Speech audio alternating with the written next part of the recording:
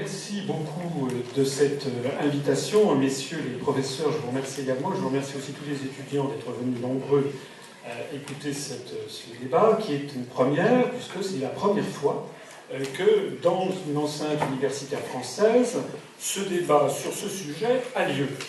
Alors je me permets vraiment de vous présenter mes félicitations et mes remerciements, puisqu'il me semble que justement, c'est le lieu approprié pour débattre des idées. Je voudrais rappeler qu'il existe dans le droit positif, dans le traité de l'Union européenne, un article qui s'appelle l'article 50, et qui prévoit que tout État a le droit de sortir de l'Union européenne et qui précise les modalités de sortie. Ça n'est d'ailleurs jamais que l'application du principe général du droit international public qui a été gravé dans le marbre de la Charte des Nations Unies, qui a été confirmé par le pacte des droits civils et politiques des peuples du monde, adopté à l'unanimité par acclamation le 16 décembre 1966 par l'Assemblée générale des Nations Unies, ce droit qui pose le principe fondamental, le droit inaliénable des peuples à disposer d'eux-mêmes. Voilà. Il y a un article, l'article 50, qui permet de sortir de l'Union européenne.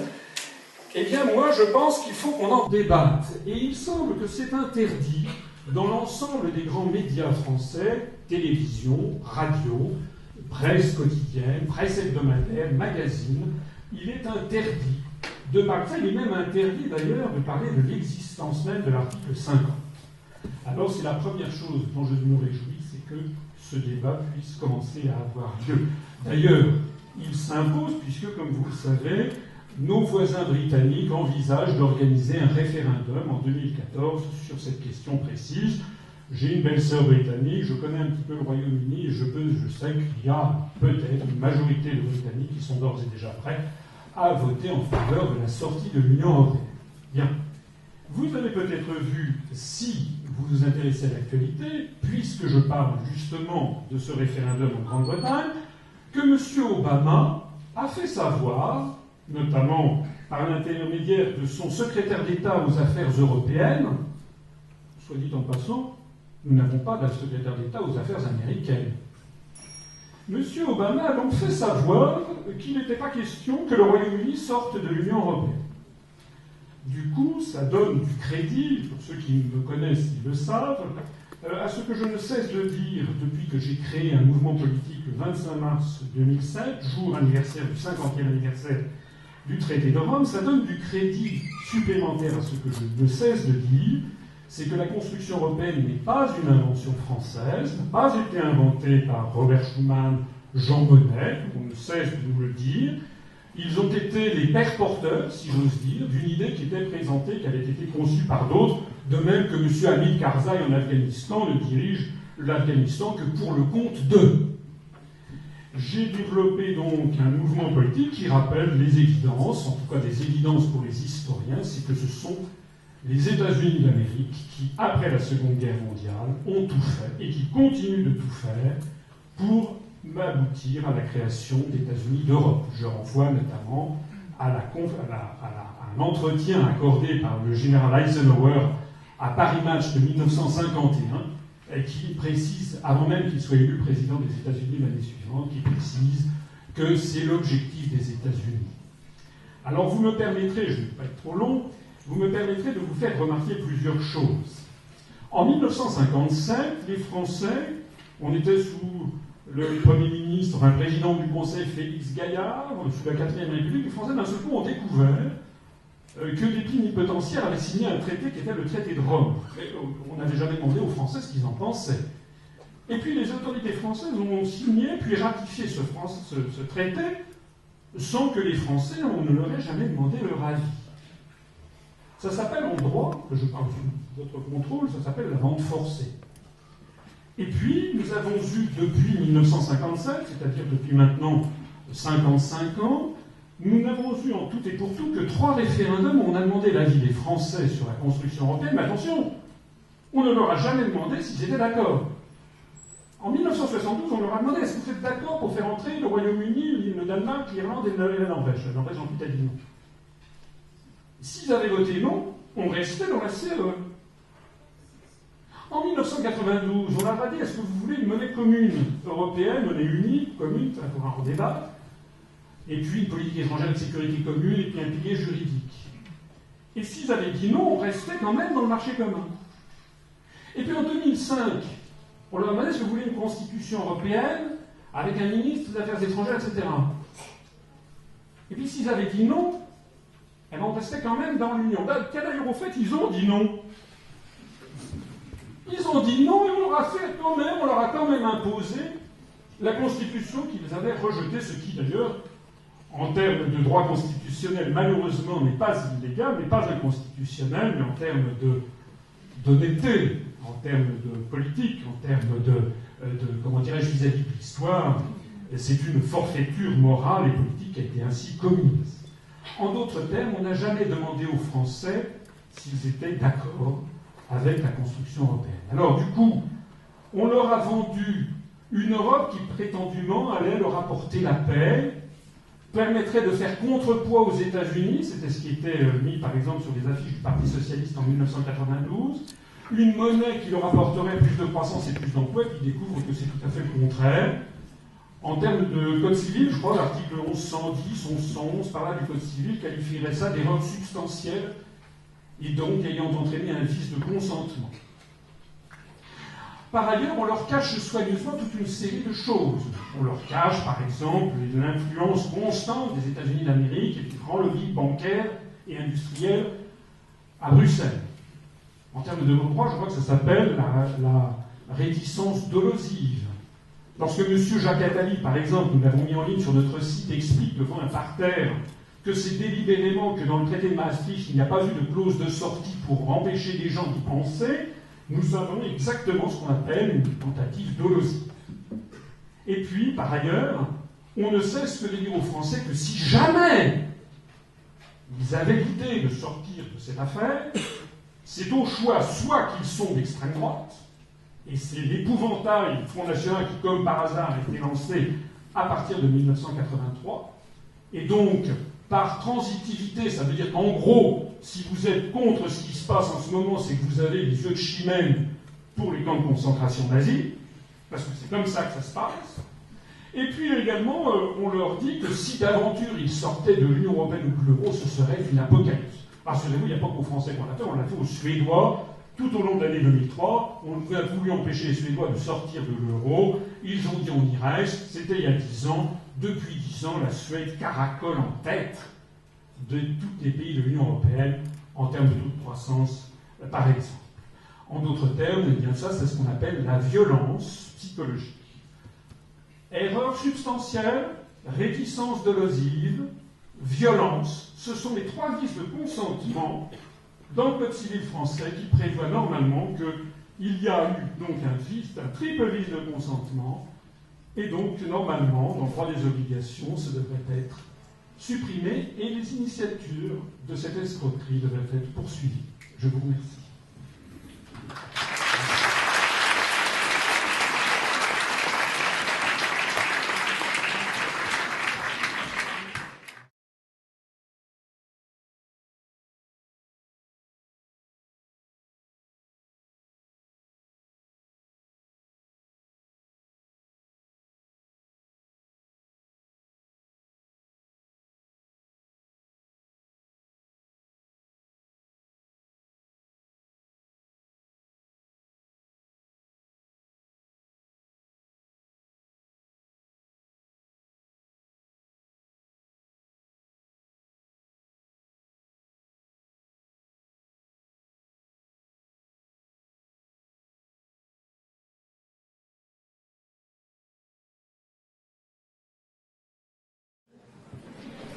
Merci. J'espère que j'aurai quand même l'occasion, au cours de ce débat, de répondre à la liste des énormités et qui ont été dites auparavant, parce qu'il y a quand même un certain nombre de choses que je ne peux pas laisser passer. En particulier, par exemple, oui, nous fêtons aujourd'hui le 50e anniversaire de la signature du traité de l'Élysée qui a été signé le 22 janvier 1963 et qui est mort le 15 juin 1963. Par la signature et la ratification par le Bundestag du protocole interprétatif qui a placé l'ensemble de ce traité sous l'empire des États-Unis d'Amérique et de l'OTAN. J'aimerais, quand on parle de nos relations avec l'Allemagne, que l'on rappelle ce qui s'est passé en 2004, lorsque le chancelier Schröder est allé signer avec le président Bush das deutsch-amerikanische Bündnis für das 21. Jahrhundert, c'est-à-dire l'alliance germano-américaine pour le 21e siècle, confirmée en 2006, en novembre 2006, par Madame Merkel. La réalité, c'est que nous sommes en train de tisonner des vieux souvenirs. D'ailleurs, chose assez amusante, il n'y est très peu question, ils n'en parlent pas du couple franco-allemand en Allemagne. D'ailleurs, je suis allé hier sur le Spiegel, le site des journaux allemands, il n'y avait pas un mot sur le 50e anniversaire de ce traité. Alors la France en faisait des tonnes, en Allemagne il n'y avait rien. La réalité, c'est que pour les Allemands, la relation qui prime, c'est d'abord la relation avec Washington, et Paris n'est qu'un allié modeste par rapport à ce qu'est Londres, ou par rapport à Varsovie, ou par rapport à Moscou. Alors je vais quand même, j'en profiterai à chaque fois pour répondre à certains éléments, mais je vais répondre à ce qu'a dit monsieur. Je suis d'accord avec vous, et il y a quelque chose qui me frappe dans les deux discours qui ont précédé ma reprise de parole, c'est la totale indifférence aux résultats produits par 55 ans de construction européenne. Je voudrais rappeler qu'actuellement, et depuis maintenant plusieurs années, nous perdons en France 700 à 800 emplois industriels par jour. D'ailleurs, M. Thierry Breton a même dit 1000 l'autre jour à la télévision. Tous les jours que Dieu fait, nous perdons une usine. Et actuellement, au sens de l'INSEE, tous les jours, nous avons 1500 chômeurs, 1500 personnes qui passent en dessous du seuil de pauvreté. La construction européenne et l'euro sont en train d'entraîner la Grèce dans la misère la plus noire. Ce peuple grec qui se portait, ma foi, très bien dans les années 80-90, il y a actuellement bientôt 27% de taux de chômeurs, 57% de chômage chez les moins de 25 ans. Les gens sont réduits à faire la mendicité dans la rue.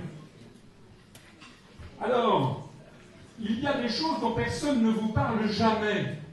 C'est que c'est certes, c'est très facile de vous dire des mots très gentils, embrassons-nous, etc., etc. Mais il faut entrer dans le détail des articles de ce que j'appelais les contrats dans mon introduction.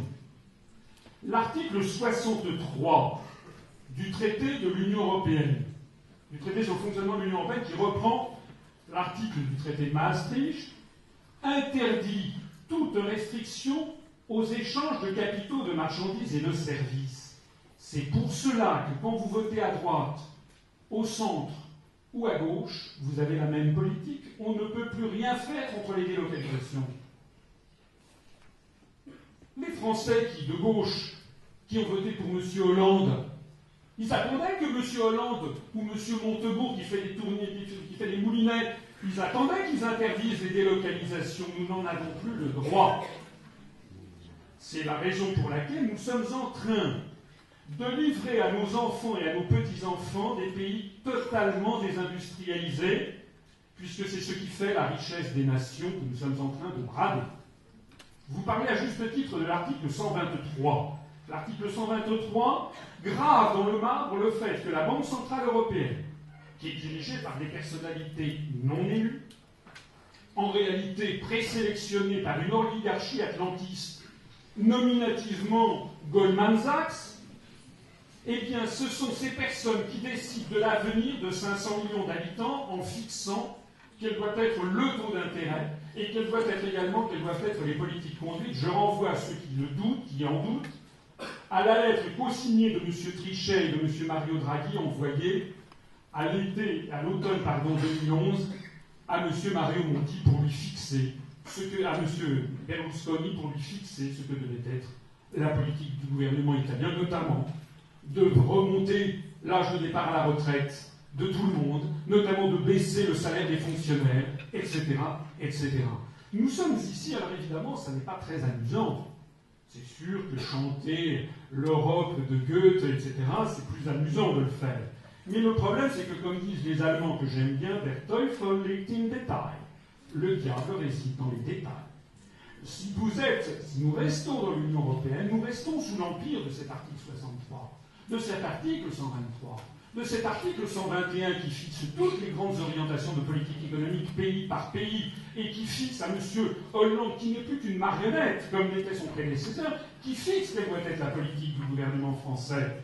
Si nous restons dans l'Union européenne, nous conservons l'article 282, justement, qui donne à la Banque centrale européenne la totale liberté de manœuvre. Nous gardons l'article 32 et nous gardons les articles qui donnent en fait à la Commission européenne tout pouvoir au moment des négociations commerciales multilatérales dans le cadre de l'Organisation mondiale du commerce. Voilà la réalité de la situation. Et je termine, si vous me le permettez, je vous terminerai parce que je voudrais quand même, j'y tiens. Mes deux prédécesseurs nous ont fait le coup des jeunes. Sous-entendu, ce sont les vieilles badernes qui sont contre l'Europe, mais les jeunes, vous allez voir ce que vous allez voir. Alors, je voudrais faire remarquer que d'abord, je m'adresse ici aux sociologues, que toutes les enquêtes sociologiques post-électorales ont montré que c'est l'inverse qui est vrai. Au traité de Maastricht, seuls les plus de 60 ans avaient voté oui majoritairement, et seuls les plus de 70 ans. Et ça a été encore plus vrai au moment de la Constitution européenne. Désormais, ce sont les jeunes qui travaillent, qui votent majoritairement, les gros bataillons des non sont là. D'ailleurs, dans le mouvement politique que j'ai créé, nous avons la bagatelle de 210 étudiants qui se sont adhérés, on a déjà plus de 2270 adhérents, et nous avons un âge moyen qui est très faible. Et je voudrais conclure mon propos, si vous me le permettez, en vous posant deux questions. Je voudrais savoir dans cette salle qui est originaire des 10 nouveaux États entrés dans l'Union européenne en 2005 et des 2 suivants en 2007, c'est-à-dire des pays de l'Est. 1. Et je voudrais savoir dans cette salle qui est originaire, dans ta famille, est originaire d'un pays du Maghreb ou d'Afrique francophone. 1, 2, 3, 4, 5, 6, 7, 8, 9, 10, 11, 12, 13, 14, 15, 16, 17, 18, 19, 20, 21, 22, 23, 24, 25, 26, 27, 28, 29. Voilà. Vous avez exactement ce que la France veut.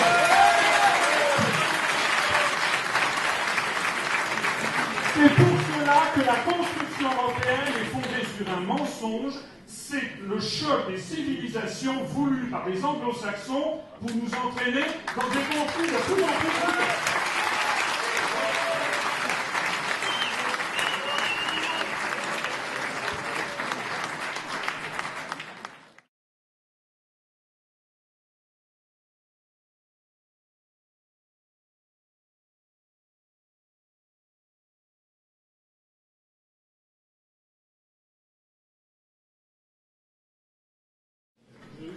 Je ne suis pas tout à fait certain que cet amphithéâtre soit le lieu pour répondre à votre question, qui est une question, je parle sous l'autorité du doyen, qui est quand même de nature tout à fait politique. Je voudrais quand même attirer votre attention, puisque vous avez l'air de vous y intéresser, sur le fait que j'ai présenté un programme qui fait 5 heures sur vidéo sur Internet, qui a d'ailleurs déjà été visionné par plusieurs centaines de milliers de personnes, et que vous trouverez notre programme qui fait environ 64 pages en PDF sur notre site. Donc je voudrais simplement dire que la question que vous posez, si je veux la tirer un petit peu vers le niveau de réflexion qui doit être le nôtre aujourd'hui, c'est une question qui pose fondamentalement savoir quelle est la situation actuelle. Nous, moi, et les gens qui me font confiance, et je découvre que M.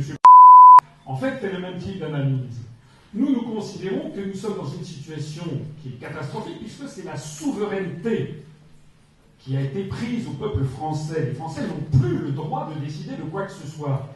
Donc nous considérons que nous sommes dans une situation qui n'est pas sans rappeler, évidemment les choses sont différentes, mais elles présentent des points communs, qui n'est pas sans rappeler ce qui s'est passé lorsque la France, en 1940, était dirigée par l'étranger. Et donc nous disons que dans ces conditions, la priorité des priorités doit être que le peuple français doit se rassembler pour reprendre sa souveraineté, et ensuite pour redemander aux Français ce qu'ils veulent. C'est exactement ce qui s'était passé dans les années 40 avec le programme du Conseil national de la résistance de 1944, dont d'ailleurs le programme que j'ai présenté s'inspire étroitement. Il se trouve que je ne connais pas personnellement, mais je me trompe sans doute, beaucoup de Français qui veulent la privatisation de la Poste, ni d'EDF, ni de GDF. Il se trouve que les Français, ça fait partie de notre être au monde, de notre vision du monde, ça remonte au milieu du XIIIe siècle, lorsque Louis IX avait fait les établissements de commun profit, c'est-à-dire les premiers établissements publics où on recevait des indigents pour les soigner. Et les Français, à l'époque, on considérait que ce roi était saint, ils ont d'ailleurs demandé sa canonisation, c'est devenu Saint-Louis. Ça fait au moins 700 à 800 ans que les Français sont attachés à l'intermédiation de l'État pour établir la justice sociale et avec de forts services publics. Il se trouve que ça n'est pas la vision du monde qu'ont les anglo-saxons, je n'y peux rien. C'est comme ça. Donc ce que nous disons, c'est que les Français, s'ils veulent avoir un État régulateur puissant avec de forts services publics, ils ont le droit. Et il n'y a aucune raison pour qu'ils n'en aient pas le droit. Et donc nous disons la priorité des priorités, c'est de redonner aux Français ce modèle qui est le leur, et ensuite on redonnera aux Français le débat normal entre la droite et la gauche. Si les Français veulent avoir un programme libéral économiquement, bien, ça sera à eux de le décider. Si en revanche ils veulent avoir un pouvoir très interventionniste, ce sera à eux de le décider. Actuellement, ce n'est plus à eux de le décider. Donc vous voyez que nous, la différence, c'est que nous posons le problème là où il doit, à mon avis, se poser.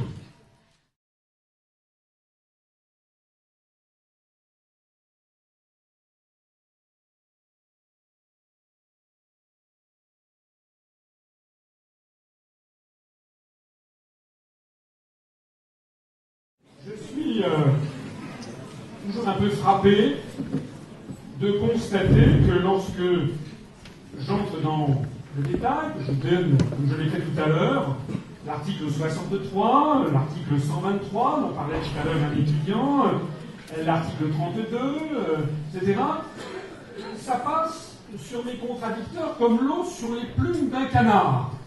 Comme, puisqu'il je ne réponds pas, on va passer à autre chose. Mais ce n'est pas parce que personne ne m'a répondu qu'il n'y a pas l'article 63 qui fait que nous sommes en train de détruire l'industrie française. Il faudrait quand même qu'un jour on ait un débat, monsieur le doyen, sur l'article 63 du TFUE. Alors là, les contradicteurs, les européistes ne pourront plus s'échapper. Je signale d'ailleurs au passage que monsieur qui est parti disait que c'était dans la mesure des États pouvaient réformer. Mais non! Comme je l'explique dans certaines de mes conférences que certains d'entre vous ont peut-être vues sur Internet, la construction européenne a été conçue ab initio comme un système auto-bloquant. Pourquoi croyez-vous que les États-Unis d'Amérique passent leur temps à demander qu'il y ait d'autres États et d'autres États et d'autres États encore qui entrent dans l'Union? Parce que tout simplement, nous arrivons à un système, à une tour de Babel qui ne peut plus marcher. C'est fait exprès.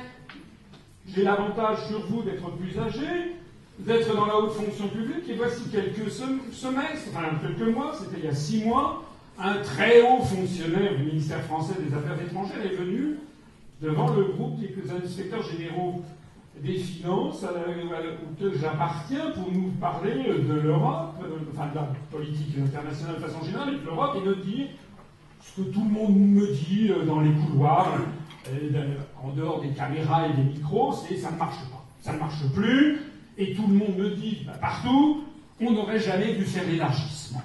Cette Europe à 27, c'est dément. Lui-même le disait. Mais quelle est la conclusion qu'il en tire? C'est que nous passons de 27 à 28 en quelques mois, avec l'entrée de la Croatie, et que nous venons d'accepter le principe que d'autres États, comme la Bosnie, la Macédoine, etc., soient candidates, la Turquie soit candidate à entrer dans l'Union. Donc on voit bien que les États, les dirigeants ont perdu le pouvoir même de décider. S'agissant de la Turquie, qui demande l'entrée de la Turquie dans l'Union européenne? Ce sont les États-Unis d'Amérique qui le demandent. Je renvoie aux déclarations les plus officielles de M. Clinton, reçues à Ankara par le président Süleyman Demirel, Je renvoie aux déclarations de M. George H. Bush, de M. George W. Bush, parce que c'est familial. Le népotisme qui se développe dans tous les pays occidentaux, et notamment en France, notamment en matière de politique, est un signe de dégénérescence de la République. Pourquoi les États-Unis veulent-ils faire entrer la Turquie dans l'Union européenne? Pour faire coïncider le périmètre de l'Union européenne et celui de l'OTAN dans toute la mesure du possible. Il y a quelques États, la Suède, l'Irlande, l'Autriche, qui sont des États qui se sont déclarés neutres. Mais l'objectif, il suffit de lire Zbigniew Brzezinski, par exemple, conseiller diplomatique du président Carter, pour savoir que l'objectif est d'avoir en fait une espèce de glacis géopolitique, c'est comme ça qu'on parle en géopolitique, une médaille, la même médaille d'asservissement à l'Empire, dont la face militaire est l'OTAN et dont la face civile s'appelle l'Union européenne. C'est bien la raison pour laquelle les États-Unis d'Amérique ne cessent de vouloir faire entrer la Turquie, mais que le problème de l'entrée de la Russie ne se pose pas. Vous avez ici un indice, parmi bien d'autres, et c'est un indice très important. Allez demander à votre député de l'UMP, du LODEM, du PS, allez lui poser la question bête. Ben, j'adore les questions bêtes. Monsieur le député, il y a quelque chose que je comprends, madame le député, il y a quelque chose que je ne comprends pas. Pourquoi la Turquie doit entrer dans l'Europe, alors qu'à l'évidence, c'est quand même un pays qui est majoritairement sur le continent asiatique, et pour l'essentiel, et qui n'est pas typiquement de civilisation européenne, et pourquoi la Russie ne doit pas y entrer, alors que la Russie, c'est exactement l'inverse? Qu'est-ce qu'il vous répondra? Il ne saura pas vous répondre. Parce que la bonne réponse, c'est celle que je vous donne, c'est que ceux qui décident du périmètre, c'est les États-Unis d'Amérique, dans le cadre d'un encerclement de la Russie. Lisez Brzezinski, le grand échiquier. Brzezinski, c'est pas n'importe qui, il a été conseiller diplomatique de Carter et d'Obama. Et d'une part, l'encerclement de la Russie, et d'autre part, la surveillance du Moyen-Orient. Voilà la raison. Voilà la raison pour laquelle la Turquie doit entrer dans l'Union européenne, parce que les États-Unis en ont décidé ainsi.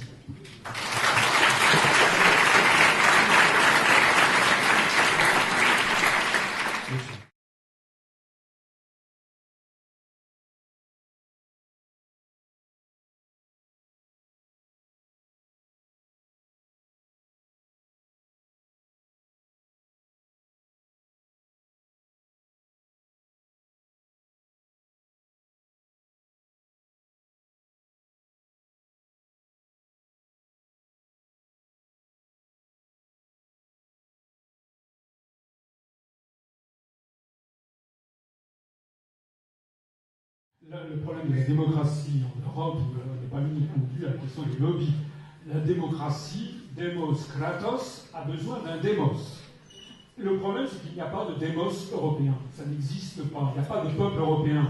Donc les gens, quand vous allez par exemple au Parlement à Bruxelles ou à Strasbourg, vous avez, c'est la belle au bois dormant, il n'y a absolument personne, sauf de temps en temps un club du troisième âge venu de Villefranche-sur-Ouergue auquel on montre les beautés de l'Europe, et puis, tel dans un film de Jacques Tati, ça se termine comme ça. Il n'y a pas de peuple européen.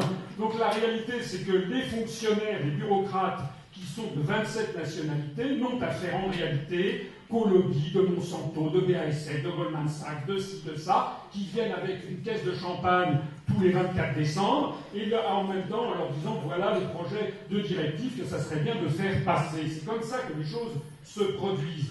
Et puis le problème de la démocratie en France qui ne se porte pas bien, c'est dû au fait aussi qu'un débat, et je ne saurais vraiment trop vous remercier, et remercier encore une fois le doyen pour c'est inouï ce qui se passe ce soir. Mais non, mais ça n'existe pas à la télévision française.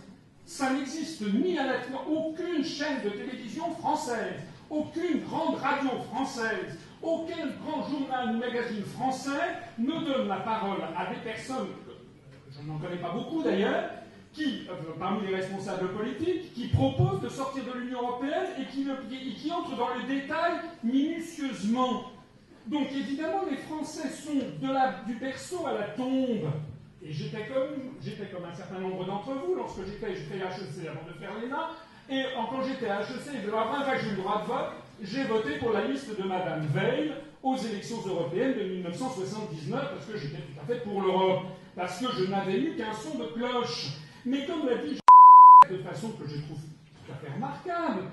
Les Français n'ont pas changé. Non, mais les Français n'ont pas changé. Ce n'est pas parce qu'on a empilé des choses que les Français ont changé. Les Français y croient qu'ils ont toujours le pouvoir. Et le drame qui est en train de se nouer, le problème qui est en train d'apparaître, c'est que les Français commencent à comprendre qu'en fait, ils ont été refaits. On leur a piqué leur pouvoir et on leur a fait ça avec un bel emballage cadeau en leur disant « Regarde, c'est formidable de modernité ».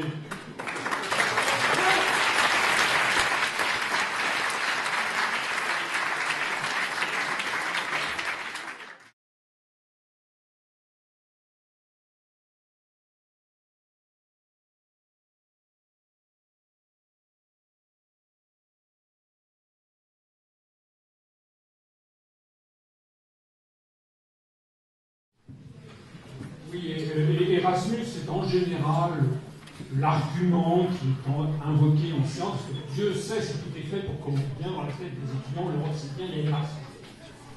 Si vous regardez ce qui se passait, d'ailleurs ça a été rappelé tout à l'heure, à l'université de Montpellier au XIIIe siècle, il y avait essentiellement des étudiants étrangers.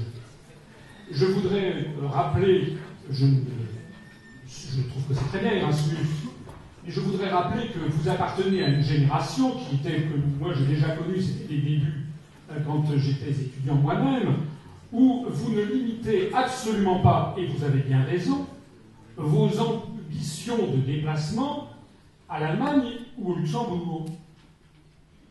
Moi j'ai des neveux qui vont, il y en a un qui vit en Australie, il y en a un qui est en Lituanie, il y en a un autre qui est au Chili. C'est-à-dire que dans le monde d'aujourd'hui, les gens circulent beaucoup. Et les gens ne se limitent pas du tout au périmètre de l'Union européenne. D'ailleurs, on m'a dit tout à l'heure, si on sort de l'Union européenne, la France, quasiment, on sort de Schengen ipso facto, ipso iure d'ailleurs. C'est faux. La Suisse, par exemple, n'est pas dans l'Union européenne alors qu'elle est dans l'espace Schengen. Alors que le Royaume-Uni est dans l'Union européenne et n'est pas dans l'espace Schengen. Donc ce sont des choses qui sont différentes.